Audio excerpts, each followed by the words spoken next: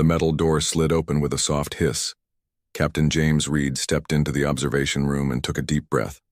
Through the wide glass window before him, he saw it for the first time, Earth's greatest secret. "Beautiful, isn't she?" Admiral Thompson stood beside him, hands clasped behind his back. Reed could only nod. The massive starship hung in the black void of space, its hull gleaming under the work lights. It stretched nearly a mile long, with smooth lines that reminded him of the ancient ocean predators from Earth's seas. "The EDS Thunderbolt," Thompson said with pride. "Earth's first true warship." "I thought we signed peace treaties," Reed said quietly. "The Galactic Council forbids warships of this size." Thompson laughed. "The same council that refuses to protect our colonies? The same aliens who treat us like children? For 200 years we've played nice, we've followed their rules. And what has it gotten us? Nothing but disrespect." Reed watched as small worker ships moved around the Thunderbolt, making final adjustments. "And they don't know about this?" "Not a clue," Thompson smiled. "We built it in pieces, assembled it here behind the moon. Even most of our own government doesn't know." "Why me?" Reed asked. At 42, he was young for such a command. His dark hair showed only touches of gray at the temples, and while his face had lines from years of service, his blue eyes remained sharp and clear. "Because you understand what's at stake." Thompson handed him a small tablet. "Your crew assignments, I picked the best." Reed scrolled through the list. He stopped at 2 names. Lisa Gray and Mike Wilson. "Problem?" Thompson raised an eyebrow. "No. They're the best at what they do. I just didn't think they'd clear security." Thompson laughed again. Gray questioned orders during the Mars incident. Wilson punched a superior officer who tried to cut corners on engine safety. "They're not perfect soldiers, but they're perfect for this mission." A young officer entered the room and saluted. "Admiral, we've intercepted another transmission." Thompson nodded. "Play it." The wall screen lit up with strange symbols that shifted and changed. A harsh voice spoke in a language Reed didn't understand, but the computer translated the words at the bottom of the screen. "Earth sectors remain undefended. Proceed with harvest plans. The humans suspect nothing." The screen went dark. "That's the 3rd one this month," Thompson said. "The Scourge, a species from the outer rim. They've been picking off isolated colonies, and now they've set their eyes on us." "Have you told the council?" Reed asked. "Of course. They said we're being paranoid, that no species would dare attack council-protected worlds." Thompson's face hardened. "But we both know Earth is barely protected at all. They've placed us under quarantine for 2 centuries, limiting our ships, our weapons, our expansion." Reed looked back at the Thunderbolt. "And this is our answer." "This is our survival," Thompson corrected. "Your orders are simple, Captain. Take the Thunderbolt beyond our solar system. Show these aliens that humans aren't helpless children to be pushed around or harvested. Make them fear us. 3 days. Later, Reed stood on the bridge of the Thunderbolt. Around him, his crew worked at their stations, checking systems and preparing for launch. Lisa Gray approached him. Her dark skin contrasted with the white uniform of the tactical officer. Her hair was cut short for space travel, and her brown eyes missed nothing. "Captain," she said, "all weapon systems check out. The pulse cannons are unlike anything I've ever seen." "Let's hope we don't need to use them," Reed replied. "If you believe that, why are you here?" She raised an eyebrow. Before Reed could answer, Mike Wilson's voice came over the comm system. "Engine room to bridge. The jump drive is online and purring like a kitten. Whatever the eggheads did with this tech, it's light years beyond standard drives." Wilson was a large man with hands that seemed too big for the delicate work he did. But those hands could fix anything that moved, and his mind understood machines better than people. "Good work, Chief," Reed said. "Are we ready?" "As ready as anyone can be on a ship that shouldn't exist," Wilson replied. Reed turned to his communications officer. "Any word from Earth Command?" "Yes, sir. Admiral Thompson sends his regards and says, 'Remember the old naval tradition.'" Reed smiled. In the old days of sea travel, once a captain was beyond sight of land, they answered to no one but themselves and the sea. Now, once the Thunderbolt left Earth's system, they would truly be on their own. All stations report, Reed ordered. One by one, the crew confirmed their readiness. Detach from station, Reed said. Take us out slowly. The massive ship eased away from the hidden base. Through the viewports, Reed could see Earth growing smaller. Sir? Gray said quietly beside him. Permission to speak freely? Reed nodded. Half the crew thinks we're on a suicide mission. The other half thinks we're starting a war. And what do you think, Commander Gray? She looked at the view screen. I think it's about time someone showed the galaxy that humans aren't to be underestimated.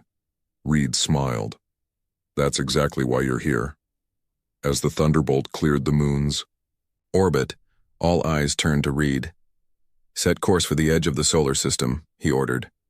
Standard drive until we clear Jupiter's orbit, then prepare the jump drive. Jump destination, sir? Asked the navigator. Reed thought of the alien transmission, of the threats that lurked in the darkness between stars.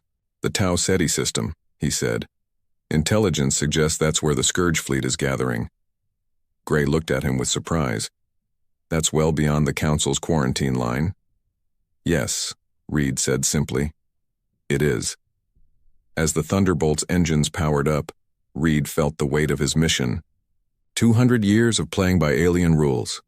200 years of being treated as lesser beings. That ended today.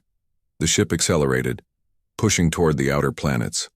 On the view screen, Jupiter's massive form grew larger. Captain, the communications officer called out. We're receiving an emergency transmission from the Council outpost at Jupiter's moon. They're demanding we identify ourselves and state our purpose. No response, Reed ordered. They're threatening to report us to Earth Command. Reed smiled. Let them. By the time anyone figures out what's happening, we'll be long gone. The Thunderbolt passed Jupiter's orbit, its massive form now dwarfing the gas giant. Never had humans built something so powerful, so deadly. Jump drive ready, Captain, Wilson reported from engineering. Reed looked at his crew, at the faces of men and women who had trained for years for this moment. They were about to break every rule, violate every treaty. They were about to show the galaxy that humanity would no longer sit quietly in its corner. Engage jump drive, Reed ordered. Let's shatter the stillness. The stars on the view screen stretched into lines of light, and the EDS Thunderbolt vanished from Earth's solar system, carrying with it humanity's first true step into the galactic stage. The jump ended with a gentle shudder.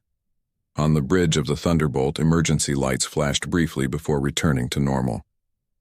Captain Reed gripped his command chair as the massive ship settled into normal space.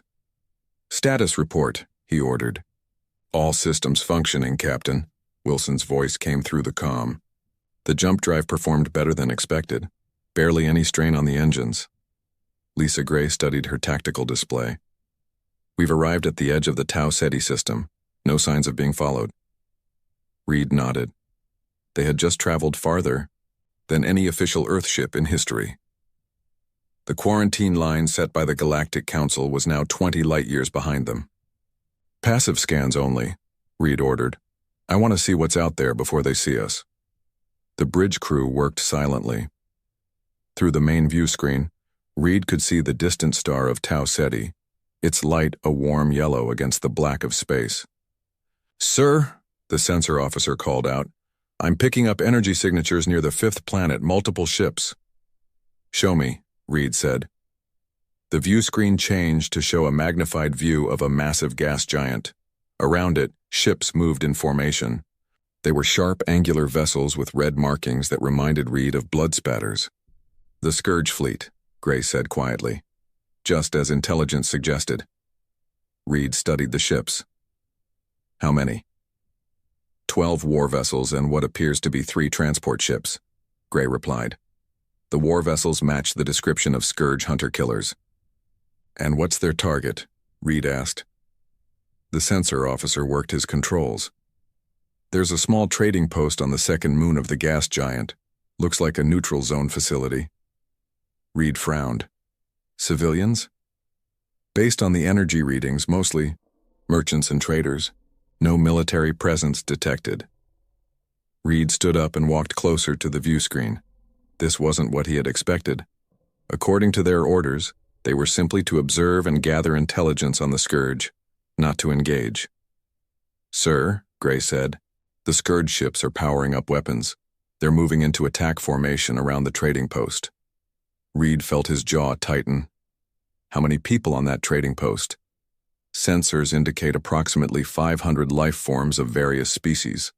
500 civilians about to be slaughtered. Reed's orders were clear. Observe. Don't interfere. Earth's first starship was too valuable to risk in a battle that wasn't theirs. "Captain," Gray said softly, "what are your orders?" Reed turned to face his crew. Their eyes were all on him.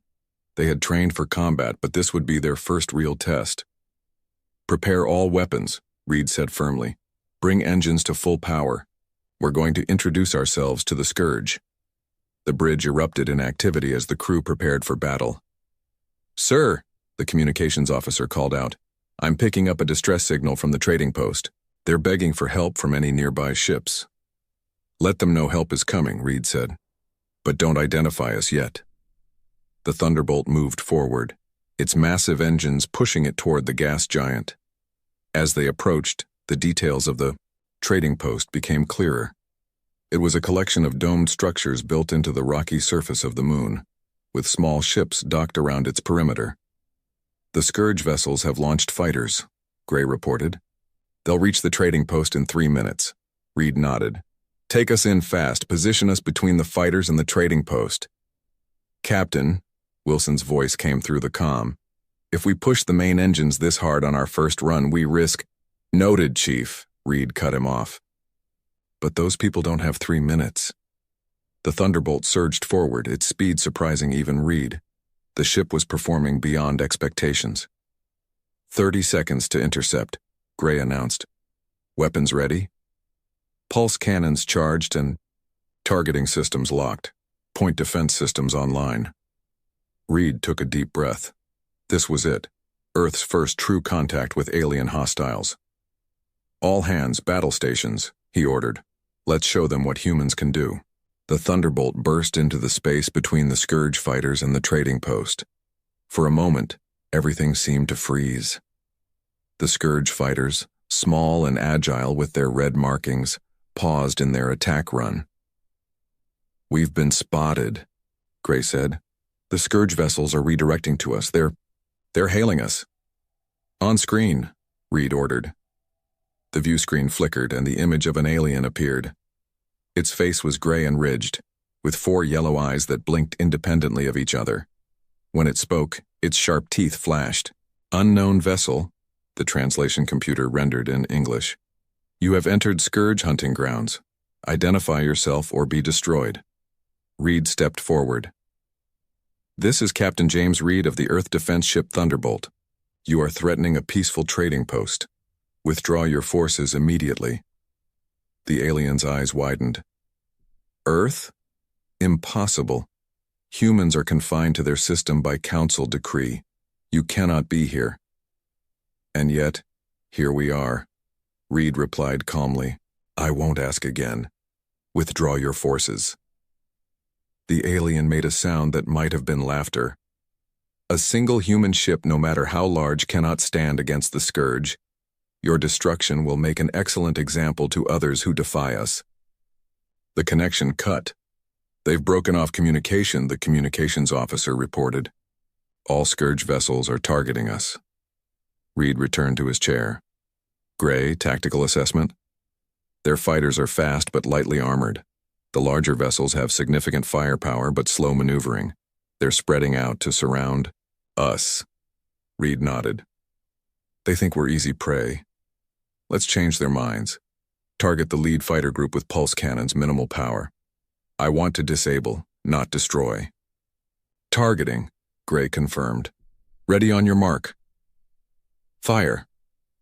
The Thunderbolt's weapons fired for the first time. Bright blue energy pulses shot out, striking the lead fighters with perfect accuracy. The Scourge vessels spun out of control, their systems disabled but hulls intact. A stunned silence fell over the bridge. "Direct hits on all targets," Gray reported with a hint of awe. "All fighters disabled with minimal damage." The remaining Scourge fighters broke formation, clearly confused by the precision and power of the human ship's weapons. "Sir," the communications officer called out, "we're being hailed by the trading post." "On screen," Reed ordered. The face that appeared wasn't human. It had blue skin and large, almond-shaped eyes. Its expression, however, was unmistakably one of gratitude. "Unknown vessel, we thank you for your intervention. I am Administrator Thal of the Meridian Trading Post. May I ask who has come to our aid?" Reed straightened his uniform. "I am Captain James Reed of the Earth defense ship Thunderbolt." Thal's eyes widened. "Earth? But how? The Council has kept your kind isolated for centuries." "Things change," Reed said simply. "The Scourge threat remains. Do you have any defenses of your own?" "Minimal," Thal admitted. "We are a peaceful trading hub. The Council promised protection, but their patrols are infrequent." Reed turned to Gray. "Status of Scourge vessels?" "The larger ships are moving into attack position. They're charging main weapons." Reed nodded. "Administrator Thal, stand by. We're not done here yet." As the connection closed, Reed faced his crew. "It seems we've surprised everyone today. Let's make sure the Scourge remember this meeting. Battle Plan Alpha 3. Gray smiled. "With pleasure, Captain." The Thunderbolt moved forward, directly toward the Scourge fleet. Earth's first Star Destroyer was about to prove its worth. The main Scourge vessel fired first. A beam of red energy shot toward the Thunderbolt, but the Earth ship moved with surprising speed for its size. The beam missed by meters. "Return fire," Reed ordered. "Target their weapon systems only." Gray's fingers danced across her tactical display. Firing pulse cannons, blue energy bolts struck the Scourge ships with surgical precision. One by one, their weapon systems went dark. "Sir," the sensor officer called out, "3 more Scourge vessels are moving in from behind the moon." Reed nodded. "They planned this. Well, Gray, prepare the hammer." Gray looked up, surprised. "The hammer, sir? We haven't tested it in actual combat." "No time like the present," Reed said with a small smile. While the pulse cannons were impressive, the hammer was the Thunderbolt's true secret weapon. Designed using physics that most species in the galaxy hadn't yet discovered, it could disrupt energy shields and disable ship systems without destroying the vessels themselves. "Hammer ready," Gray reported. "Target all remaining Scourge vessels, and fire." A wave of invisible energy pulsed out from the Thunderbolt. When it reached the Scourge ships, their lights flickered and died. The vessels drifted powerless. Silence fell over the bridge. "All Scourge vessels disabled," Gray said, her voice filled with awe. "No casualties detected." Reed stood. "Open a channel to the lead Scourge ship." The alien commander appeared on screen, again, but this time its yellow eyes showed fear instead of arrogance. "This is impossible," it hissed. "No species has this technology." "Humans do," Reed replied simply. "Now listen carefully. You will leave this system and never return. You will spread the word that Earth vessels are not to be challenged. Do you understand?" The alien commander snarled but nodded reluctantly. "Good." Reed looked at Gray. "Release their life support and navigation systems, but keep their weapons offline. Let them limp home with a story to tell." 2 hours later, Reed stood in the trading post's main hall. Administrator Thal had invited him and his senior officers to discuss what had happened. The hall was filled with aliens of different species, all staring at the humans with a mixture of curiosity and respect. "You have our deepest gratitude, Captain Reed," Thal said, bowing slightly. "The Scourge have terrorized this sector for years. No one has stood against them so effectively." Reed nodded. "We couldn't stand by and watch civilians be slaughtered." "But how did you get here?" asked another alien, a tall, thin being with 4 arms. "Earth is under Council quarantine. No human ships are permitted beyond your solar system." Reed exchanged glances with Gray and Wilson. "Let's just say Earth decided it was time to make our own rules. Thal leaned closer. Captain, there is something you should know. The Meridian Alliance has been watching Earth for some time. We believe the Council has not been honest with you, or with us. What do you mean? Reed asked. Thal gestured for them to follow. He led them to a private room and activated a holographic display. This is a map of our galaxy, Thal explained. These red marks show attacks by the Scourge over the past 50 years. The map showed hundreds of red dots, forming a clear pattern. They're moving toward Earth, Gray said quietly. Yes, Thal confirmed. But look at this. He added a blue overlay to the map. These are Council protection zones. Notice anything strange? Reed studied the map. They've been pulling back, abandoning outer systems. Precisely. The Council has been retreating, giving the Scourge free rein in the outer regions, and now they're directing them toward Earth. Wilson frowned. Why would they do that? The Council is supposed to maintain peace. Thal laughed bitterly. The Council fears what they don't control. And humans. He looked at Reed. Humans scare them more than most. Us? Reed was surprised. We've been stuck in our own system for 2 centuries. How could we be a threat? It's not what you've done, Thal explained. It's what you could do. He tapped the holographic display again, and new information appeared. Your species adapts faster than any other known race. Your technological growth is unprecedented. In the brief time before the Council found Earth, your people went from primitive flight to space travel in less than a century.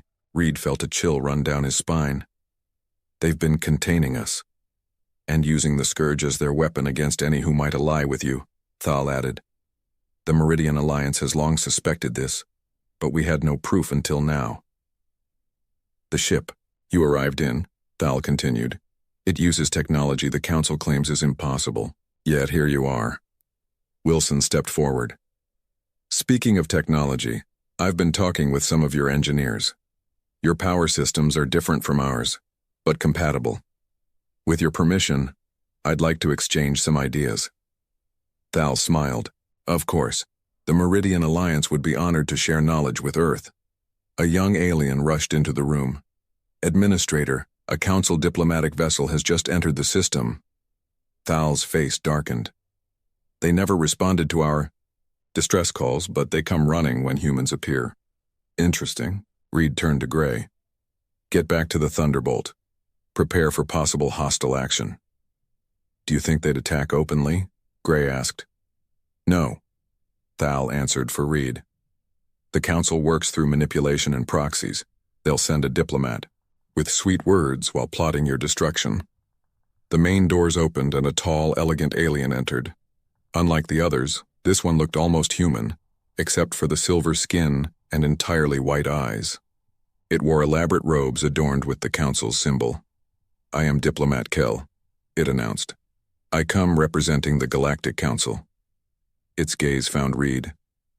And you must be from Earth. How unexpected. Reed stepped forward. Captain James, Reed of the Earth defense ship Thunderbolt. Kell's expression remained neutral, but Reed noticed a slight tensing of its shoulders. Earth vessels are not permitted beyond your solar system, Captain. This is a serious violation of Council law. We received no help when we reported Scourge movements near our colonies, Reed replied evenly. We decided to investigate ourselves. A noble but unnecessary action, Kell said smoothly. The Council has the Scourge situation well in hand. Thal made a sound of disbelief. We sent 7 distress calls when they attacked. Where was your help then, Diplomat? Kell ignored him, focusing on Reed. Captain, I must insist you return to Earth immediately. Your presence here disrupts the delicate balance the Council maintains. Reed met the diplomat's gaze steadily. We'll return when our mission is complete. He turned to Thal. The Meridian Alliance has offered to share knowledge with us. We accept. Kell's calm facade cracked slightly. That would violate at least 3 Council directives. Then perhaps it's time for new directives, Reed said. Earth is no longer content to sit quietly in its corner of the galaxy. As the diplomat struggled to respond, Reed felt his communicator vibrate. He glanced at it and saw an urgent message from the Thunderbolt. Ship systems compromised. Possible sabotage. Reed kept his face neutral as he looked back at Kell. Now he understood. The diplomatic visit was just a distraction. The real battle, for the Thunderbolt and perhaps humanity's future, was just beginning. Reed kept his face calm as he excused himself from the meeting with diplomat Kell. "I need to check in with my ship," he said simply. Kell smiled, but the expression didn't reach his white eyes. "Of course, Captain. Council protocol does require regular communication with your vessel." As Reed stepped away, Gray followed him. Once they were out of earshot, she whispered, "What's wrong?" "Sabotage," Reed said quietly. "Someone's messing with the Thunderbolt systems. We need to get back, now." They hurried to the docking bay where their shuttle waited. Wilson was already there, speaking with some Meridian engineers. "Chief," Reed called, "time to go." Wilson caught the urgency in Reed's voice and quickly said goodbye to the Meridians. As the shuttle powered up, Reed filled them in. "The Thunderbolts, security has been breached. Systems are failing across the ship." "How?" Wilson asked, his face darkening with anger. "We have the best security protocols in the fleet." "The Council," Gray said grimly. "They've had centuries to study human technology. They probably placed backdoors in our systems from the beginning." The shuttle raced back to the Thunderbolt. From the outside, the massive ship looked normal, but when they docked, they found chaos inside. Emergency lights flashed throughout the corridors. Crew members rushed about trying to contain the damage. Lieutenant Park, the ship's security officer, met them at the airlock. "Captain, we have a situation. All major systems are shutting down one by one. Life support is running on backup power." Reed nodded. "What about the jump drive?" "Offline, sir, and weapon systems are unresponsive." Reed turned to Wilson. "Chief, get to engineering. Find the source of this and fix it." Wilson's face set with determination.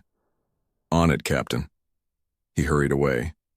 "Gray, what's the status of the Council diplomatic vessel?" Gray checked her tablet. "Still in orbit around the trading post, but," she frowned. "There's something else. 3 unknown ships just appeared at the edge of the system. They're on an intercept course." Reed's jaw tightened. "The Council doesn't waste time. They're making sure we can't leave." "Captain, to the bridge," came an urgent call over the comm system. When Reed and Gray arrived on the bridge, the view screen showed 3 large warships approaching. They were sleek and silver, bearing the Council's emblem. "Council Enforcement Division," Gray said. "Their version of military police." The communications officer looked up. "Sir, they're hailing us. On screen," Reed ordered. A stern alien face appeared. Like Diplomat Kell, this one had silver skin and white eyes, but wore a military uniform instead of robes. "Earth vessel," the alien said coldly. "This is Commander Vex of the Council Enforcement Division. You are in violation of Council quarantine. Directives. Power down your weapons and prepare to be boarded." Reed stepped forward. "This is Captain Reed. We responded to a distress call from the Meridian Trading Post. Under galactic law, that gives us the right to be here." Vex's expression didn't change. "You had no authority to leave your system in the first place. Power down immediately or face destruction." The screen went dark. "Charming fellow," Gray muttered. Reed turned to his crew. "Battle stations, prepare all functioning weapon systems." "Sir," the tactical officer said nervously, "most of our weapons are offline. We can't fight 3 Council warships." "We don't need to fight," Reed replied. "We just need to survive." His communicator beeped. It was Wilson. "Captain, I found the problem. There's a virus in our main computer. It's Council technology designed to shut down our systems one by one. Can you fix it?" "Yes, but I need time. And there's something else you should know. I've been working with the Meridian engineers. Their communication system operates on frequencies the Council doesn't monitor. If we can adapt it to our ship, we can call for help." Reed frowned. "Help from whom? Earth is too far away." "Not Earth," Wilson said. The Meridians showed me something. There are other species out there who hate the Council as much as we're starting to. They've been watching, waiting for someone to stand up to them. Reed considered this. How long to install their communication system? An hour, maybe less. Do it, Reed ordered. In the meantime, we need to stall those Council ships. Reed looked at Gray. Ideas? She smiled. The hammer didn't drain as much power as we thought. We have enough for one more pulse. It won't disable Council ships, Reed warned. Their technology is too advanced. No, but it might confuse their sensors long enough for us to make a break for it. Reed nodded. Do it. Gray worked her console. Hammer charged, ready on your mark. Reed watched as the Council ships moved closer, forming a triangle to trap the Thunderbolt. Now, he ordered. The hammer fired, sending an invisible wave of energy toward the Council ships. Their formation faltered as their sensors temporarily went blind. Full power to engines, Reed ordered. Take us around the moon. The Thunderbolt lurched forward, pushing past the disoriented Council vessels and heading for the large moon of the gas giant. They're recovering faster than expected, Gray reported. They're in pursuit. Keep going, Reed urged. We just need to buy Wilson time. The Council ships fired, their energy beams striking the Thunderbolt's rear shields. The massive Earth ship shuddered but kept moving. Shields at 60%, the tactical officer reported. Reed gripped his chair. Evasive maneuvers. Use the moon's gravity to slingshot us around. The helmsman worked furiously. The Thunderbolt dipped closer to the moon, using its gravity to gain speed. For a moment it looked like they might escape. Then a direct hit rocked the ship. Shields down to 30%, the tactical officer called out. One more hit like that and we're in trouble. Reed's communicator beeped again. Wilson to Captain. The Meridian communication system is online, and I've found a way to push back against the virus. Do it, Reed ordered. Suddenly, the lights on the bridge stabilized. Screens that had been flickering came back to life. Systems coming back online, the tactical officer reported in surprise. Weapons are operational. Reed smiled. Target the lead Council ship. Pulse cannons only. Minimum power. Let's show them we still have teeth. The Thunderbolt fired. Sucker. Energy struck the lead Council ship, causing it to veer off course. Sir, the communications officer called out. The Meridian system is picking up responses.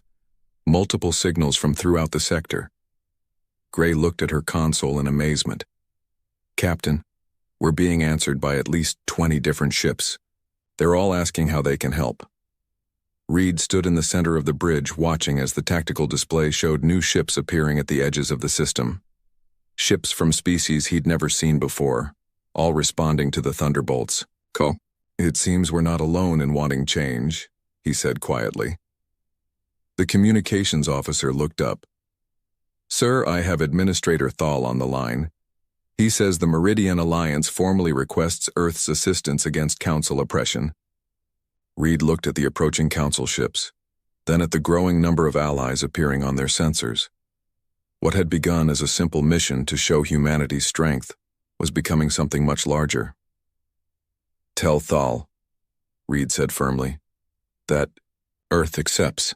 The gathering storm of rebellion had begun. 3 days after the confrontation with the Council ships, the space around the Meridian trading post was filled with vessels of all shapes and sizes. Ships from 24 different species had answered the call, forming a makeshift fleet that surrounded the Thunderbolt like protective siblings around a younger brother. On the bridge of the Thunderbolt, Captain Reed studied the tactical display with Gray and Administrator Thal. The Council has recalled all its forces to their headquarters at Centaurus Prime, Thal reported. Our scouts say they're gathering a massive fleet. Reed nodded. They're preparing to crush this rebellion before it spreads.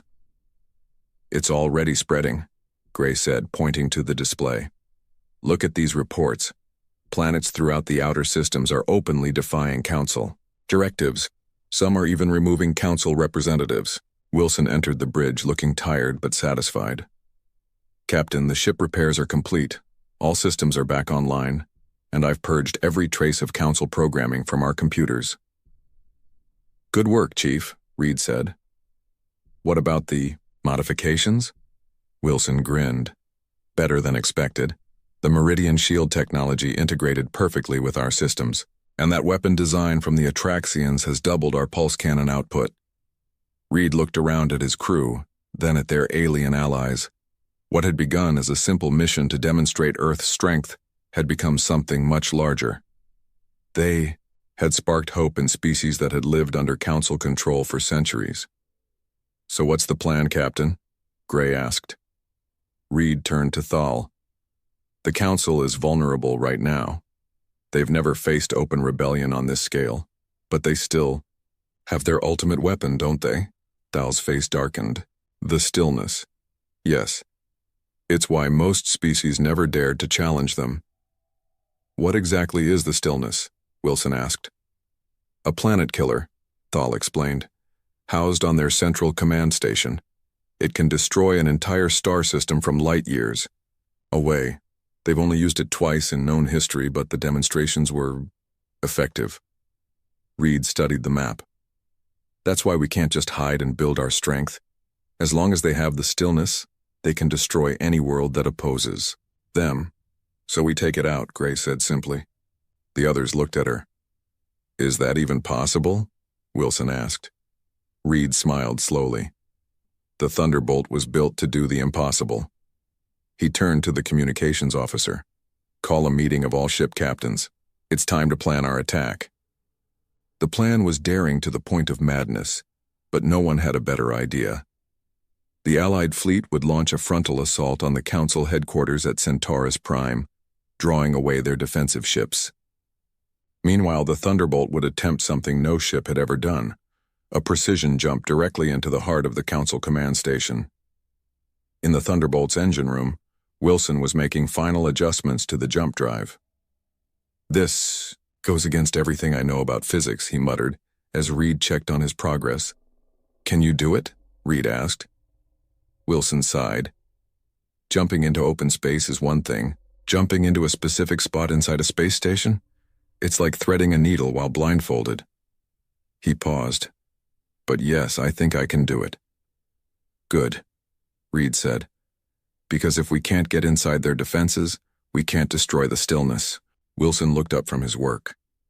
You know this is likely a one-way trip, right? Even if we succeed, the energy backlash from destroying the stillness will probably destroy us too. Reed nodded. I know. That's why I'm only taking volunteers for this mission. Wilson laughed. You'd have to throw people off the ship to stop them from volunteering. This crew would follow you into a black hole if you asked. Let's hope it doesn't come to that, Reed said with a smile. The Allied fleet dropped out of jump space near Centaurus Prime. Immediately, alarms blared throughout the Council command station, a massive structure that orbited the system's sun. Council ships scrambled to meet the threat, just as Reed had predicted. The battle began, with energy weapons flashing across the blackness of space. On the Thunderbolt's bridge, Reed watched the tactical display. Status of Council command station? All defensive ships have moved to engage the fleet. Gray reported. Station shields are at maximum power. And the stillness? Energy readings indicate it's powering up. They're preparing to target the Meridian homeworld. Reed's face hardened. Not today. Prepare for jump. The crew secured themselves in their stations. What they were about to attempt had never been done before. Jump coordinates locked, the navigator reported, targeting the central chamber of the command station. Reed took a deep breath. All hands, brace for jump. On my mark. Jump. The stars stretched and vanished. For a heartbeat, the Thunderbolt existed everywhere and nowhere at once. Then, with a violent shudder, it reappeared, but not in empty space. The massive Earthship materialized directly inside the Council command station, its hull scraping against walls that were never meant to contain a vessel of its size. Metal screamed as it tore, and warning alarms blared throughout the Thunderbolt. Damage report, Reed called out over the noise. Hull breaches on decks 3 through 7, came the response. Sealing emergency bulkheads. Reed looked at the view screen, which showed they had emerged exactly where they needed to be. In the central chamber of the command station, directly beside the massive device known as the Stillness. "We did it," Gray said in wonder. Council. Security forces were already responding, firing energy weapons at the Thunderbolt's hull. "Defense teams repel boarders," Reed ordered. "Gray, prepare the ship's self-destruct sequence." Gray looked at him in surprise. "Self-destruct? It's the only way to be sure," Reed said grimly. "The Stillness is too heavily shielded for our weapons, but a matter-antimatter explosion inside its chamber will destroy it completely." Gray nodded and began entering commands. "Self-destruct armed, 10-minute countdown." Reed opened the ship-wide communication system. "All hands, this is the captain. Evacuation Protocol Alpha. Get to the escape pods. That's an order." As the crew rushed to obey, Reed turned to Gray and Wilson. "You two as well. I'll stay to make sure the countdown completes." Gray shook her head. "Not a chance, Captain. We started this together." Wilson nodded. "The escape pods wouldn't get far anyway. Might as well see this through." On the view screen, they could see Council forces gathering, trying desperately to stop what was happening. In the background, the Stillness pulsed with energy, still preparing to fire. "Open a channel to the Allied fleet," Reed ordered. When the connection was established, Reed spoke clearly.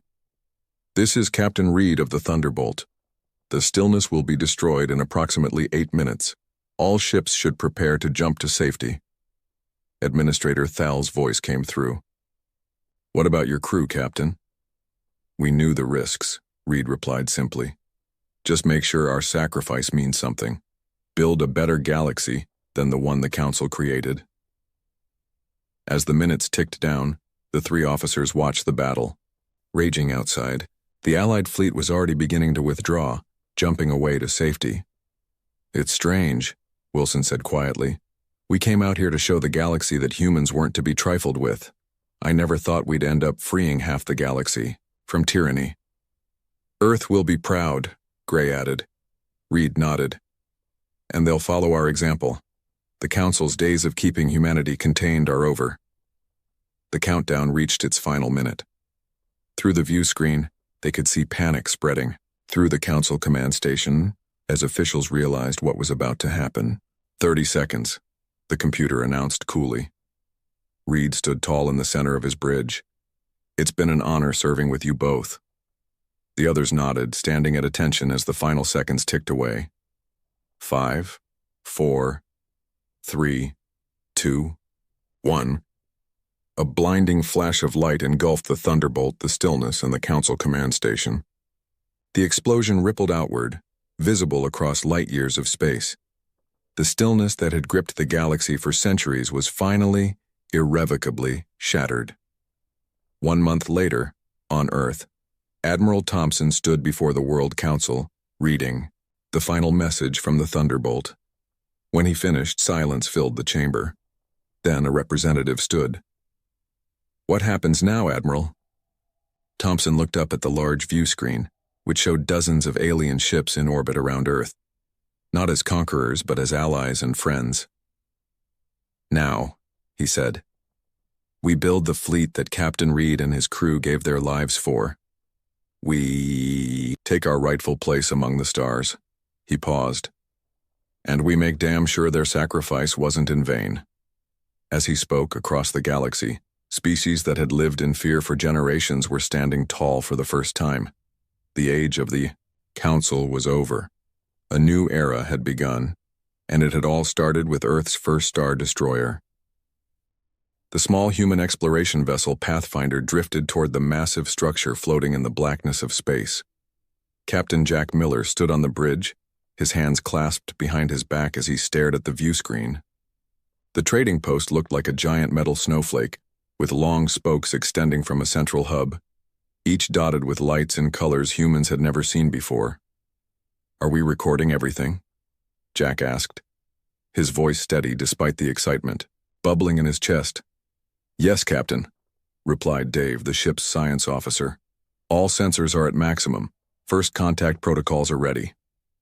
The Pathfinder had ventured farther than any human ship before.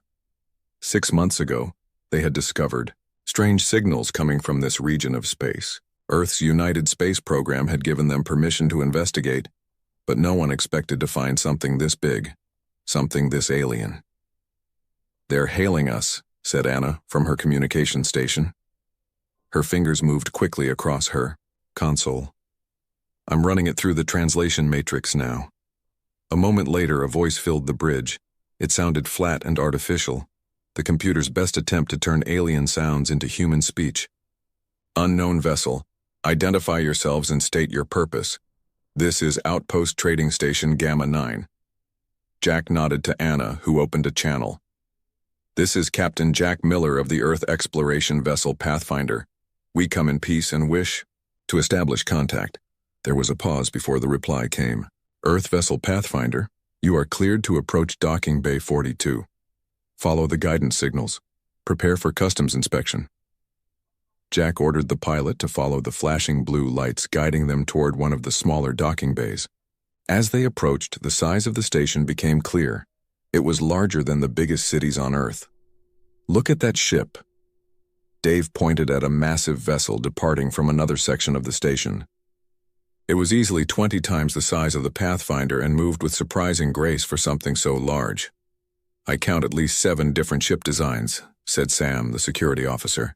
"Which means at least 7 different species." Jack felt a chill run down his spine. Humanity had always wondered if they were alone in the universe. Now they had their answer. And it wasn't just one alien race, it was many. The Pathfinder docked with a gentle thud.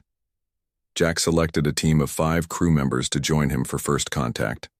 Anna for communications, Dave for science, Sam for security, and 2 others. They gathered by the airlock, checking their equipment one last time. "Remember," Jack said to his team, "we represent all of humanity today. Let's make a good impression." The airlock cycled open to reveal a brightly lit corridor. Standing there was a creature that looked like a tall, thin humanoid with blue-tinted skin and 4 arms. It wore what appeared to be a uniform with strange symbols on the chest. "Welcome to Gamma 9, it said, the words coming from a small device on its neck. "I am Officer Trell of the Galactic Concord Customs Division. Please follow me." Jack and his team followed Trell through corridors filled with the strangest sights they had ever seen. Aliens of all shapes and sizes moved about their business. Some looked almost human, while others were so different that Jack's mind struggled to make sense of what he was seeing. The air smelled of strange spices and mechanical oil. They arrived at a large room where several other aliens sat behind desks. Trell directed them to one operated by a creature with red scales and eyes that blinked sideways. "State your species, planet of origin, and purpose," said the scaled alien in a bored tone. "Human from Earth. We're explorers seeking peaceful contact with other intelligent life," Jack replied. The alien's eyes widened slightly. "New species contact? Interesting." It tapped on a screen. "Wait here." Minutes later, they were led to another room where a tall, imposing figure waited.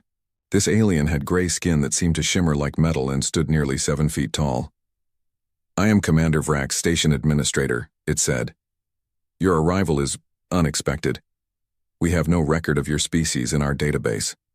Jack explained how humans had developed space travel and followed strange signals to find the trading post. Vrax listened with an expression Jack couldn't read. "Most fascinating," Vrax said when Jack finished. "You may explore public areas of the station while we process your registration. The Galactic Concord welcomes all spacefaring species. Eventually." There was something in the way Vrax emphasized "eventually" that made Jack uneasy. Over the next 3 days, Jack and his crew learned more about the station and the Galactic Concord. It wasn't a government exactly, but a loose alliance of the oldest and most powerful species who controlled most trade routes and resources in this part of the galaxy. On the 4th day, Jack was summoned to meet with Vrax again. This time, the commander had a data tablet ready. "We have reviewed your species and technology level," Vrax said. "The Concord is prepared to establish initial trading relations with Earth." Jack looked at the offered terms and frowned. The Concord would trade advanced technology for Earth resources like water, iron, and certain carbon compounds. But the exchange rates were terrible. Earth would have to give up massive amounts of resources for the smallest pieces of alien tech. These terms seem unfair, Jack said carefully. Water might be common on Earth, but surely our unique cultural artifacts would have value too? Vrax made a sound that the translator interpreted as laughter. Captain Miller, you must understand your position in the galactic community. You are newcomers with primitive technology.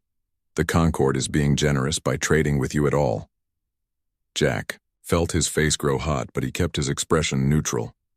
Perhaps we could negotiate better terms? These are the standard rates for new species, Vrax said dismissively. Take them or leave them. There are many young worlds eager for Concord technology. Jack asked for time to consult with his crew. Back on the Pathfinder, he called a meeting. They're treating us like children, Anna said angrily. Those rates would drain Earth's resources for minimal return. Dave nodded in agreement. And did you notice how they reacted when I asked about their faster-than-light drive technology? They practically laughed at me. Sam, who had been quietly observing everything during their stay, spoke up. I've been watching the other species here. The newer ones all seem to get the same treatment. The older races take what they want and give little in return. Jack stared out the viewport at the massive station. They think we're just another primitive species they can push around, he said quietly. They have no idea what humans are like when we're underestimated. He turned to his crew, a new determination in his eyes. We'll accept their terms for now, but we'll gather all the information we can about their trade networks, their technology, their politics. Then we'll head back to Earth. And then? Anna asked. Jack smiled, but there was no humor in it. And then we'll show the Galactic Concord that humans don't just take what they're given. We take what we want. As the Pathfinder prepared to depart the station 3 days later, Commander Vrax watched from the control room. Another simple species added to our trade network, Vrax said to a colleague. They'll provide good resources for minimal cost, like all the others. They seem disappointed with the terms, the other alien noted. They'll accept them. They have no choice, Vrax said confidently. What else could they possibly do? As the Pathfinder disappeared into the darkness of space, heading back toward Earth, none of the aliens could have predicted what was coming. Humans had been underestimated throughout their own history, and they had always proven their doubters wrong. The Galactic Concord was about to learn this lesson the hard way. The news of alien contact spread like wildfire across Earth. Within hours of the Pathfinder's return, every screen on the planet showed images of the strange trading post and its even stranger inhabitants. People gathered in homes, bars, and public squares to watch Captain Jack Miller's official report to the United Earth Council. The aliens call themselves the Galactic Concord, Jack explained to the room of grim-faced world leaders. They control most known trade routes and have technology far beyond ours, but they see us as primitive newcomers, hardly worth their time. He displayed the trading terms Commander Vrax had offered. Murmurs of anger filled the chamber as the council members reviewed the numbers. These rates would strip Earth's resources for scraps of technology, said the council president. It's highway robbery. Exactly, Jack agreed. But I believe we can turn this situation to our advantage. The Concord is overconfident and underestimates us. That's a mistake humans have been making other humans pay for throughout our history. The council debated through the night. By morning, they had formed the United Earth Trade Commission, UETC, a new organization tasked with managing humanity's response to the Galactic Concord. Admiral Tom Wilson, a veteran of Earth's space program with a reputation for creative problem-solving, was appointed to lead it. 6 weeks later, Admiral Wilson stood in the hangar of Earth's orbital shipyard, watching workers transform cargo vessels into a makeshift fleet. Engineers swarmed over the ships installing new systems based on what the Pathfinder had observed at the trading post. Will they be ready in time? Wilson asked the chief engineer. Just barely, the woman replied, wiping sweat from her forehead. We're pushing the limits of what we can do with our current tech, but they'll fly and they'll carry cargo. That's all we need for now, Wilson said with a nod. Beside him stood Lisa Reynolds, a junior analyst who had caught Wilson's attention with her sharp mind. She had been studying the data the Pathfinder had collected about alien trade patterns. You found anything useful? Wilson asked her. Lisa nodded, her eyes bright with excitement. I think so, sir. Look at these transaction records. She pulled up a display showing columns of numbers. The Concord charges different rates to different species. The newer the species is to space travel, the worse their rates. It's a pattern of systematic exploitation. Wilson smiled slowly. Which means there are plenty of potential allies out there who might be interested in a better deal. 3 months after first contact, Earth's small fleet of 8 vessels approached the trading post. This time Admiral Wilson led the mission with Captain Miller as his advisor and Lisa Reynolds heading the analysis team. The aliens were visibly surprised by humanity's quick return and with ships full of tradable goods. Your species moves with unexpected haste, Commander Vrack said when Wilson was brought to meet him. We did not anticipate your return for at least another of your Earth years. Humans don't like to waste time, Wilson replied evenly. We've brought cargo to trade according to your terms. Suspicion flashed across Vrax's alien features. You accepted our terms without further negotiation? Wilson smiled. For now, we're eager to begin our relationship with the Galactic Concord. Over the next month, the human ships made regular trades at the station. They exchanged water, iron, and carbon compounds for small pieces of alien technology.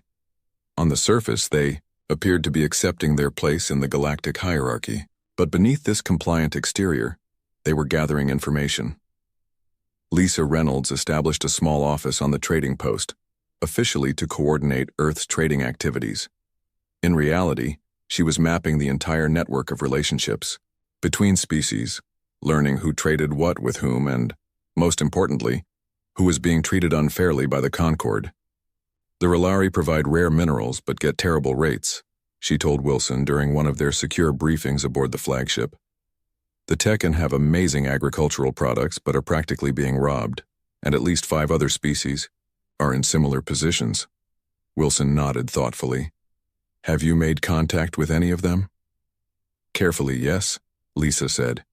They're interested in what we might offer, but they're afraid of Concord reprisals. Fear is a powerful tool, Wilson mused.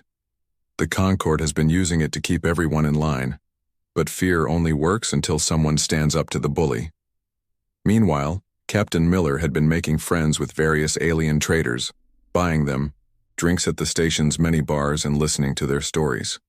He learned about star systems the Concord considered worthless, about shortcuts through space that weren't on official maps, and about resources the dominant species didn't value. One evening, as Miller sat in a dimly lit corner of a trader's bar, a small furry alien with 6 eyes leaned close to him. Your kind pretends to accept Concord rules, the alien whispered, but you ask too many questions for a compliant species. Miller tensed, but the alien made a gesture that translated as friendly amusement. The Concord grows fat and lazy. The alien continued. They forget that new blood brings new ideas. There are many who would welcome alternatives. The alien slid a data chip across the table before quickly leaving. Later, when Miller examined it with Wilson and Reynolds, they discovered coordinates for a star system not far from established trade routes, one rich in resources, but ignored by the Concord because of some local stellar phenomena that interfered with their navigation systems. This could be exactly what we need, Wilson said, studying the star charts. A place to establish our own foothold, away from direct Concord oversight. 6 months after their initial return to the trading post, the humans made their move. Half their ships departed, supposedly returning to Earth with their acquired technology. Instead, they headed for the coordinates they'd been given. The system contained a habitable planet with no intelligent native life. More importantly, it had abundant resources and a position near several trade routes used by the species most exploited by the Concord. While maintaining their presence at the Concord trading post, Earth quietly began constructing their own trading station in this new system. Engineers worked around the clock, adapting Concord technology they'd acquired and combining it with human ingenuity. When Lisa discovered that the stellar interference that kept the Concord away could be navigated, using modifications to standard sensors, the humans had their advantage. They developed navigation aids for the species they hoped to trade with. The pieces are falling into place, Wilson told his team as they gathered on their half-built station. Now we need to send out invitations to our grand opening. Lisa had spent months building relationships with representatives of exploited species. Now she sent coded messages to her contacts. A new trading post was opening, one that offered fair rates and didn't care about your species' age or status. Back at TU, the Concord station, Commander Vrax noticed a drop in trading activity from certain species. Investigating, he discovered rumors of a new trading post offering better terms. When he learned humans were behind it, his dismissive attitude turned to alarm. Summon the human representative immediately, he ordered his staff, but it was too late. The human presence at the Concord station had already been quietly reduced to a minimal diplomatic contingent. When Vrax's summons arrived, he found himself facing not a frightened newcomer, but a confident Admiral Wilson, who had returned specifically for this confrontation. "What is the meaning of this unauthorized trading post your species has established?" Vrax demanded. Wilson smiled, the expression not reaching his eyes. "The Concord doesn't own space, Commander. We've simply created an alternative for those who want fair trade.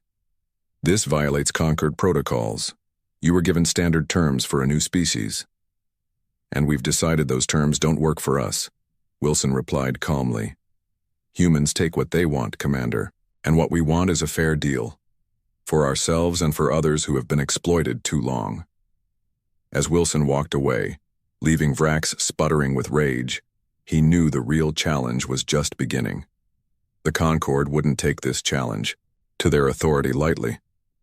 But for the first time since entering the galactic community, humanity had seized the initiative. They weren't playing by the Concord's rules anymore. They were writing their own.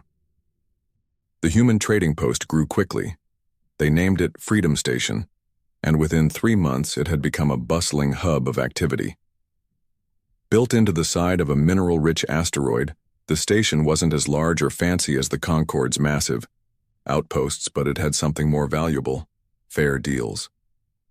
Admiral Wilson stood at the observation deck, watching ships of various designs dock and depart.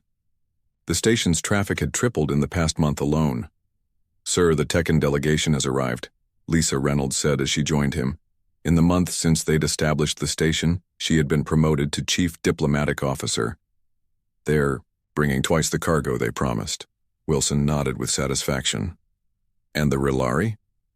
"Their 4th transport this week just cleared customs. They're asking if we can handle more volume." "Tell them yes," Wilson said. "The new docking arms will be operational by next week." Lisa hesitated before speaking again. "We're also receiving messages from species we haven't contacted. Word is spreading faster than we anticipated." Wilson turned to look at her. "Good. News travels fast, especially when it involves profit. Have our engineers finished the modifications to the Tekken navigation systems?" "Yes. They can now navigate the stellar interference without our help. They're extremely grateful." Unlike the Concord, which hoarded technology to maintain control, the humans freely shared innovations that helped their trading partners. It was a radical approach in a galaxy where information was typically treated as a precious commodity. Across the room, Captain Miller was discussing cargo schedules with a tall, insect-like alien. The creature's translator emitted a series of clicks that sounded like laughter. "Your species continues to surprise us," the alien said. "The Concord said humans were primitive newcomers, but you have adapted faster than any species in recent memory." Miller smiled. "We have a long history of adapting to survive, and we don't like being pushed around." The alien made another clicking sound. "The Concord has noticed. They are not pleased." "We expected that," Miller replied calmly. Later that day, Wilson, Miller, and Reynolds gathered in the station's secure conference room. The latest intelligence reports from their contacts at the Concord stations weren't good. "They're organizing a response," Miller said, reviewing the data. The Concord High Council has labeled us disruptive elements and trade pirates. Pirates? Lisa said with a short laugh. Because we offer fair prices? Because we're threatening their control, Wilson corrected. The Concord maintains power by keeping younger species dependent. We're breaking that system. The door chimed and a junior officer entered. Admiral, we've detected a Concord diplomatic vessel requesting permission to dock. They say they carry representatives of the High Council. Wilson exchanged looks with his colleagues. This was inevitable. Grant them permission and prepare the main conference room. Let's hear what they have to say. 2 hours later, Wilson sat across from 3 Concord representatives. The lead negotiator was a tall, elegant alien with silver skin and eyes that seemed to change color as it spoke. I am High Counselor Drek, it began. The Concord is concerned about your unauthorized trading activities. There's nothing unauthorized about free trade, Wilson replied evenly. Drek's eyes flashed red.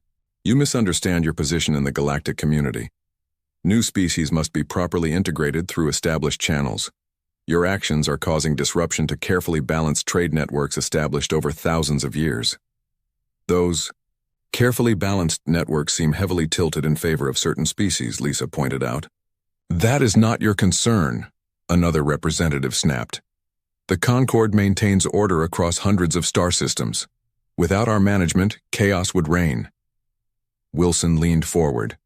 We have a proposal. The Concord can recognize freedom, station as a legitimate trading hub, and in return will coordinate our activities with your broader networks. Impossible, Drek said immediately.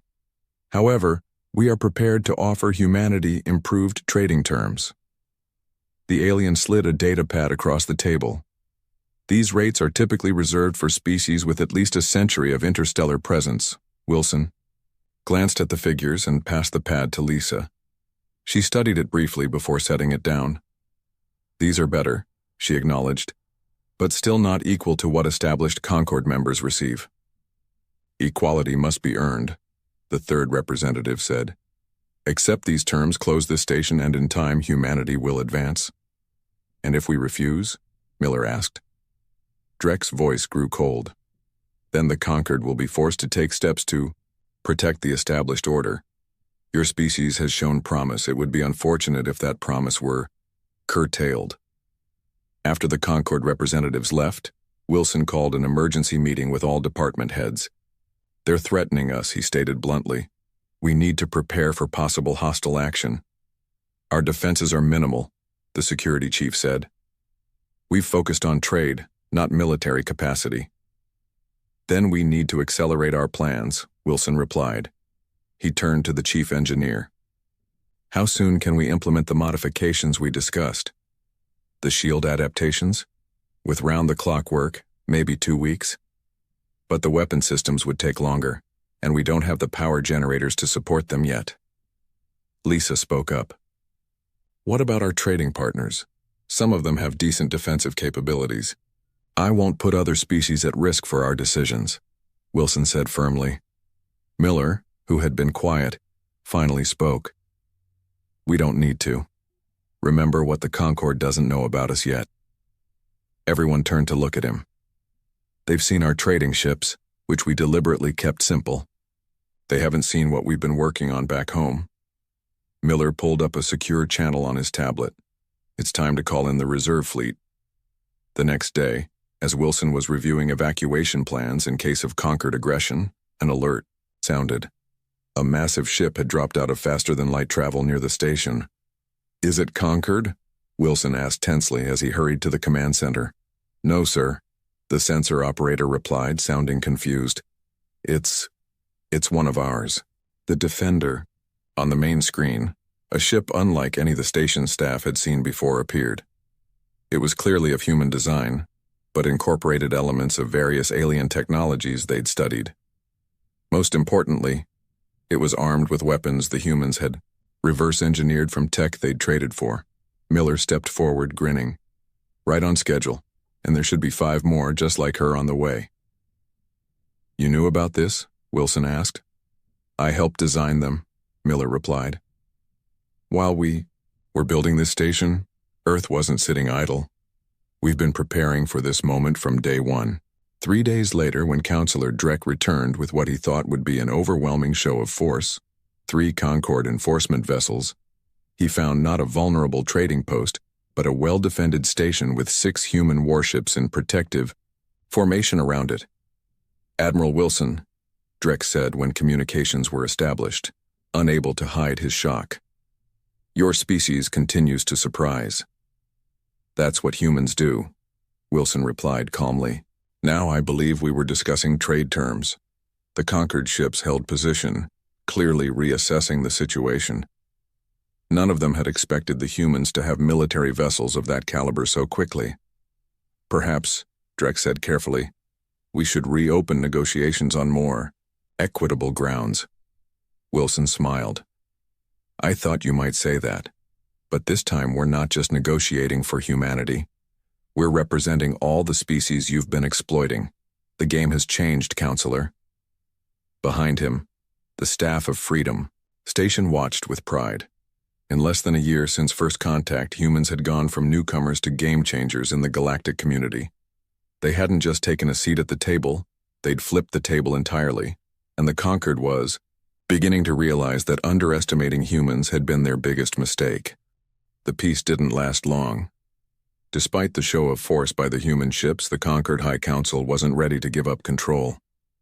2 weeks after Counselor Drek's visit to Freedom Station, the humans intercepted disturbing communications. "They're calling it a containment action," Lisa Reynolds said, as she briefed Admiral Wilson and the station's command staff. Now promoted to Commodore, she had been put in charge of intelligence operations. "They plan to blockade our trade routes and isolate us from our partners." Wilson studied the star map where red lines marked the planned Concord blockade points. "They're casting a wide net." 23 ships at key junction points, Commodore Reynolds confirmed. "Too many for us to challenge directly with our current fleet." Captain Miller, who had been studying the Concord's military tactics, pointed to several locations on the map. "They're using standard Concord formations. They expect us to either back down or try to break through with brute force." "And if we do neither?" Wilson asked. Miller smiled. "Then we show them why humans have always been good at asymmetric warfare." 3 days later, the Concord launched their containment action. Their warships took position at key trade route intersections, cutting off access to Freedom Station. The High Council sent a message to all trading species. Any vessels attempting to trade with the humans would be intercepted and impounded. The Concord expected the humans to protest, to threaten, perhaps even to attempt a doomed breakout. What they didn't expect was silence. For 5 days, Freedom Station went dark. No communications, no ship movements, nothing. The Concord commanders grew nervous. Had the humans given up? Were they planning something? The uncertainty was worse than open opposition. On the 6th day, the Concord got their answer. At blockade, point 7, a Concord patrol detected a small ship moving at unusual speed. When they ordered it to stop for inspection, the ship seemed to comply, then suddenly accelerated, racing past the Concord vessels before they could react. Similar reports came in from other blockade points. Small, fast human ships were slipping through their net. Some used the stellar interference that had always troubled Concord navigation systems. Others took routes the Concord considered too dangerous to patrol. "They're using the weaknesses in our defensive grid," a Concord commander reported to High Counselor Drek. "Exploiting gaps we didn't think anyone could navigate." Drek's color shifted to a dark purple, a sign of anger. "Tighten the blockade. Add more ships." "We don't have enough ships to cover all the gaps they're finding," the commander replied. "And now some of our supposed allies are helping them." That was the most troubling development. Several smaller species, seeing the humans successfully challenge Concord authority, had begun providing intelligence and even direct assistance. Tekon scout ships guided human traders through dangerous regions. Relari merchants, mistakenly, delivered supplies to Concord blockade ships that contained human communication devices, allowing the humans to monitor Concord movements. The containment action that was meant to isolate humanity was instead revealing how many species were eager to see the Concorde's control weakened. Aboard the human warship Defender, now serving as the mobile command center for their operations, Commodore Reynolds directed the resistance. Under her command, human ships executed hit-and-run tactics, appearing where least expected and disappearing before the Concorde could respond. The Concorde's main fleet is moving to reinforce Blockade Point 4, a communications officer reported. Reynolds studied the tactical display. Good. They're reacting exactly as expected. Captain Miller's analysis of their doctrine was spot on. The human strategy wasn't to break the blockade, but to stretch it thin, forcing the Concorde to spread their ships across too many points to be effective. Every time the Concorde reinforced one area, the humans would exploit another. "Message from Admiral Wilson, ma'am," the officer said. "Phase 2 is ready to begin." Reynolds nodded. "Send the signal to all ships. Operation Trojan Horse begins now." Across the sector, human vessels that had been playing cat and mouse with the Concorde suddenly changed tactics. Now they allowed themselves to be cornered, forcing the Concorde to commit resources to capture them. When the Concorde finally caught a human trading vessel near a distant outpost, they were triumphant. Boarding parties secured the ship and took the crew into custody. The Concorde commander personally led the inspection of the cargo hold. "These humans thought they could evade us," he told his officers as they forced open the main cargo bay doors. "Now we'll see what they've been smuggling past our—" He stopped mid-sentence. The cargo bay was empty except for a single container in the center. As the boarding party approached, the container opened automatically, revealing not contraband, but a communication device that activated instantly. Admiral Wilson's voice filled the cargo bay. "Attention, Concorde vessel. By now you've noticed that this ship's propulsion system has been modified. What you don't know is that we've linked it to this message. When this recording ends, the modifications will activate." The Concorde commander raced for the exit, barking orders to return to their ship. But it was too late. The captured human vessel's engines began to emit a strange frequency, not an explosion as the Concorde feared, but something more subtle. The signal spread to the Concorde ship's systems, causing displays to flicker and controls to freeze. Similar scenes played out across the blockade as other captured human ships activated their hidden technology. The humans had turned their own captured vessels into delivery systems for a virus that spread through the Concorde communication network. Within hours, half the Concorde blockade fleet was crippled, not destroyed, but unable to maintain formation or communicate properly. Their advanced systems, which they had always believed superior to human technology, had been turned against them. On the Concorde command ship, High Counselor Drek received increasingly desperate reports from his fleet. "This is impossible," he snarled. "How could primitives develop a countermeasure to our system so quickly?" The answer came when Admiral Wilson opened a direct channel to the Concorde command ship. "Your systems aren't as secure as you thought, Counselor," Wilson said, his image appearing on the Concorde bridge. "While your diplomats were looking down their noses at us, our engineers were studying every piece of technology we traded for. You gave us the keys to your own systems." "This is an act of war," Drek threatened. "No," Wilson replied calmly. "It's a demonstration. We could have destroyed your ships, but we chose not to. Unlike the Concorde, humans don't believe in unnecessary violence." As Wilson spoke, human warships appeared near each disabled Concorde vessel, offering assistance to the stranded crews. It was the final humiliation for the Concorde, being rescued by the very species they had tried to contain. "The blockade is over," Wilson continued. "You can keep pretending you have the power to control us, or you can accept reality. The game has changed." Before Drek could respond, another communication channel opened. One by one, representatives of the species that had allied with humanity appeared, each declaring that they would no longer accept Concorde authority over their trade. "This isn't just about humanity anymore," Wilson said, as the declarations continued. "It's about freedom for all species to trade fairly. You can be part of that future or you can be left behind." As the human ships began towing disabled Concord vessels back to safety, the message was clear. Humanity had not just broken the blockade, they had broken the Concord's image of invincibility. Word spread quickly across the galaxy. The species that had dominated interstellar trade for centuries had been outmaneuvered by newcomers, and they had done it without destroying a single conquered ship. In the privacy of his quarters, Drek received a secure message from the full High Council. The words were few but devastating. Negotiate terms. The old ways are finished. The containment action that was meant to put humanity in its place had instead changed the balance of power throughout the galaxy. The humans had taken what they wanted, not through destruction, but through outsmarting their opponents at every turn. 1 year after the failed Concord blockade, the galactic landscape had changed beyond recognition. Freedom Station had grown to 3 times its original size, with new modules extending from the central hub like the petals of a flower. Ships, of all designs and origins, moved in a constant stream through its docking bays. But the biggest change wasn't physical, it was political. The Free Trade Alliance, as it had come to be called, now included 27 species who had broken from Concord control.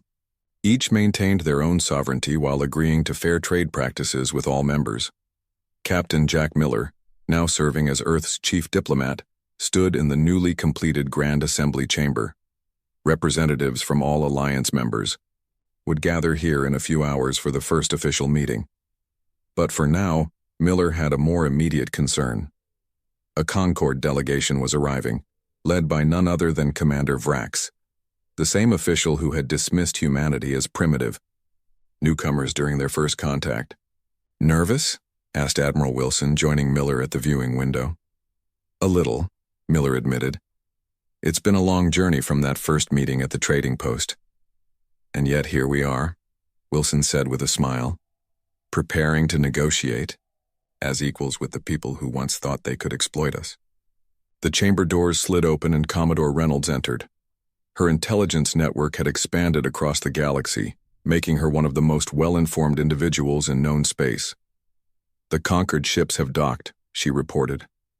Vrax looks like he swallowed something sour. "I'm not surprised," Wilson replied. "This can't be easy for him." "Should we make it easier?" Miller asked. Wilson considered this. "No. We won't gloat or be disrespectful, but we won't pretend this isn't a major shift in power. The Concord needs to understand that the old ways are truly over." When Commander Vrax and his delegation entered the chamber, Miller was struck by how different the alien looked. The arrogance that had once radiated from him was gone, replaced by a tense wariness. "Welcome to Freedom Station," Miller said, stepping forward to greet them. "We appreciate your willingness to meet here." Vrax's translator produced a sound that might have been a sigh. "The High Council sends its regards. We are authorized to discuss new terms for interspecies trade and cooperation." "Excellent," Wilson said. "Please join us in the conference room. We have prepared refreshments suitable for your species." As they walked through the station corridors, Vrax observed the diverse beings working together, humans alongside Tekken, Rilari, and many others. Some were species even the Concord had never managed to establish relations with. "Your station seems prosperous," Vrax noted, the reluctant admission clearly difficult for him. "Trade thrives when it's fair," Miller replied simply. In the conference room, maps of trade routes and resource distributions filled the displays. The humans had prepared a comprehensive proposal for a new relationship with the Concord, not as subordinates, but as equal partners in a larger network. As Miller began the presentation, he noticed Vrax staring at one particular display showing the growth of trade volume across the alliance. "Is something wrong, Commander?" Miller asked. "These figures," Vrax said, pointing to the chart, "they show total trade has increased by 340% across the affected regions. This cannot be accurate." "It is," Commodore Reynolds confirmed. "When species trade freely without artificial barriers, everyone prospers." "But the Concord regulations were designed to maintain stability," Vrax protested. "Without our control, there should be chaos, not growth." Wilson leaned forward. That was the fundamental flaw in your thinking. You saw control as necessary for prosperity. We proved otherwise. For hours, they discussed the details of the new arrangement. The conquered would retain its historical role in many regions, but would no longer dictate terms to alliance members. Open trade routes would be established, with standardized rates accessible to all species regardless of their technological development. Your proposals are not what the Council expected, Vrax admitted as the meeting neared its end. What did they expect? Miller asked, genuinely curious. Demands for reparations, punitive measures against conquered interests, perhaps even territorial concessions. Vrax's skin shimmered, the equivalent of a shrug. You've won, after all. This isn't about winning, Wilson said firmly. It's about creating a system that works for everyone, including the conquered. Later, after the conquered delegation had returned to their ship to consult with the High Council, Miller, Wilson, and Reynolds stood on the observation deck, watching the stars. Do you think they'll accept? Reynolds asked. They don't have much choice, Wilson replied. Their influence is waning. Even species that haven't joined the alliance are demanding better terms. It's strange, Miller said thoughtfully. When we first encountered the conquered, I was angry at how they treated us. I wanted to show them they were wrong about humans. But now, Wilson prompted. Now I almost feel sorry for them. They've been doing things the same way for so long they couldn't imagine any other possibility. Reynolds nodded. That's the real difference, isn't it? Humans have always had to adapt to survive. Our history is full of changes, revolutions, new systems replacing old ones. The Concord has been stable for so long, they forgot how to change. Small alien approached them, one of the station's maintenance staff. Its species had been among the first to join the alliance after being particularly mistreated by the Concord. Forgive the interruption, it said in a musical voice, but I wish to express gratitude before returning to my homeworld. You're leaving us? Miller asked, recognizing the alien who had been helpful during the station's construction. Only temporarily. I am to represent my people at the next alliance meeting. The alien's eyes blinked in a pattern that indicated pride. I never imagined such an honor would come to one of my station. You've earned it, Wilson assured him. After the alien departed, Reynolds remarked, that's happening across the alliance. Species that were treated as resources by the conquered are discovering their own potential. And that, Miller said, is our greatest achievement. Not defeating the conquered, but showing everyone what's possible when you're treated with respect. The next day, the Concord delegation returned with their answer. The High Council had accepted the humans' proposal with only minor amendments. As Vrax applied his official seal to the agreement, he asked a question that had clearly been bothering him. There is one thing I still do not understand, he said to Miller. How did your species advance so quickly? We have seen other newcomers to the galactic community, but none have accomplished in a year what took others centuries. Miller considered his answer carefully. It wasn't superior technology or strength, he said finally. It was something simpler. Throughout our history, humans have rarely accepted being told no. When someone says we can't have something, we become determined to prove them wrong. So the saying is true, Vrax mused. Humans take what they want. Not exactly, Miller corrected. We take what we need, fair treatment, respect, the chance to determine our own destiny, and we're willing to help others do the same. As the formal signing ceremony concluded, representatives from across the galaxy gathered in the Grand Assembly Chamber. What had begun as a simple trading dispute had evolved into a fundamental shift in how species interacted with one another. In a quiet corner of the celebration that followed, a small alien observer noted in his record, the humans succeeded where others failed, not because they brought new weapons or technologies to the stars, but because they brought new ideas. They take what they want, not through conquest, but by changing the rules of the game entirely.